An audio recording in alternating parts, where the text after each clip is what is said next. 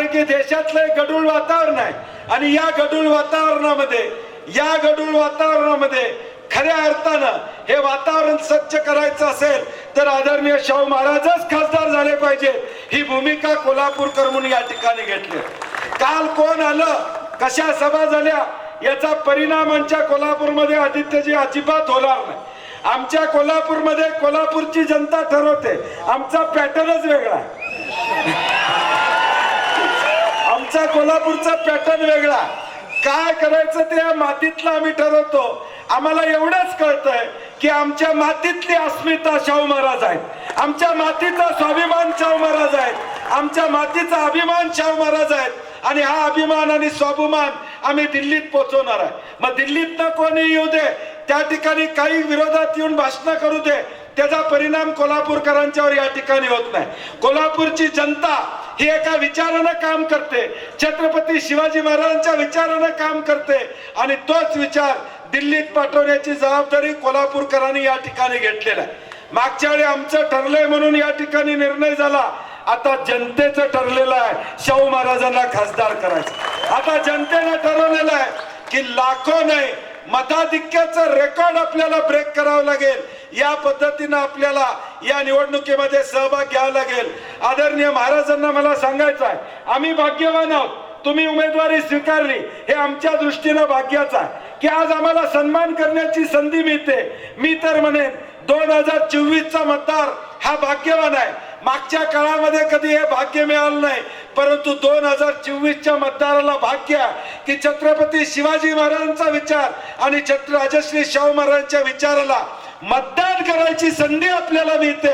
हे तुमचं आमचं भाग्य आहे, हे तुमचं आमचं भाग्य आहे आणि म्हणून आपली जबाबदारी आहे। इंडिया आघाडीची सत्ता आली, महाविकास आघाडीची सत्ता आली की सामान्य माणसाला न्याय देण्याची भूमिका आम्ही या ठिकाणी स्वीकारणार आहोत। आदरणीय उद्धव ठाकरे साहेब मुख्यमंत्री म्हणून या राज्यामध्ये काम केलं। मला माता भगिनींनी नेहमी सांगितलं, ज्यावेळी उद्धव ठाकरे साहेब टीव्हीवर येत होते कोविडच्या काळात, त्यावेळी सगळ्या माता भगिनी डोळ्यात पाणी आणून त्यांच्याकडे लक्ष द्यायचं। एक घरातला वडीलधारी माणूस आम्हाला मार्गदर्शन करतोय, आम्हाला काहीतरी सूचना करतोय, या पद्धतीनं आमचे सगळे जनता या महाराष्ट्रातली त्यांच्याकडे बघायची। आज जी मंडळी या ठिकाणी टीका करतात उद्धव ठाकरे साहेबांच्यावर, मला त्यांना विचारायचं आहे, तुम्हाला मोठं केलं बाळासाहेब ठाकरे साहेबांनी, तुम्हाला ताकद दिली उद्धव ठाकरे साहेबांनी, आज कुठल्या तोंडानं तुम्ही गुवाहाटी आणि सुरतला या ठिकाणी गेला, याचं उत्तर जनतेला कळणं या ठिकाणी गरजेचं आहे। ज्यावेळी उद्धव ठाकरे साहेब आजारी होते त्यावेळी त्यांच्या पाठीत खंजीर खुपसून ही सत्ता आणण्याचं काम केलेलं आहे। माणसं तुमच्यावर गेली असली तरी जनता मात्र आज उद्धव ठाकरे साहेबांच्या बरोबर आहे, हे निश्चितपणे येणाऱ्या 7 तारखेला आपल्याला दिसून येईल। पवार साहेबांचा पक्ष फोडला, काय मिळवलं तुम्ही? काँग्रेसला फोडण्याचं काम केलं, काय मिळवलं तुम्ही? म्हणजे याचा वास्तव काय आहे की आज भाजपला स्वतःच्या ताकदीवर या देशात सत्ता मिळवता येणार नाही। ह्या ज्या काही कुबड्या घेतल्यात, ह्या कुबड्या कायमस्वरूपी नाही आहेत। या सगळ्या येणारा जो काही टेकू त्यांनी घेतलेला आहे, हा 7 तारखेला टेकू उधळून लावायचं काम या महाराष्ट्रातली जनता 100% करेल, हा विश्वास आम्हाला या ठिकाणी।